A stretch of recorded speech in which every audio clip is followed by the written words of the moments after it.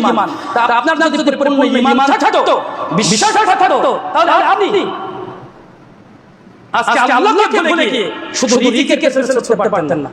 আজকে আমাদের সমাজে রিজিকের জন্যই সমস্ত মানুষের আমরা যা দেখতে পাই আল্লাহকে ভুলে আছে, ওরা রিজিকের জন্যই ভুলে আছে। তাই না ভাই বলেন? রিজিক কিন্তু রিজিকের ব্যবস্থা করে রেখেছেন পৃথিবী সৃষ্টির 50,000 বছর আগে কে?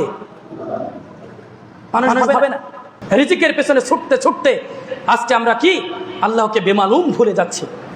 অথচ আল্লাহ পাক রব্বুল আলামিন বলেছেন যে রিজিক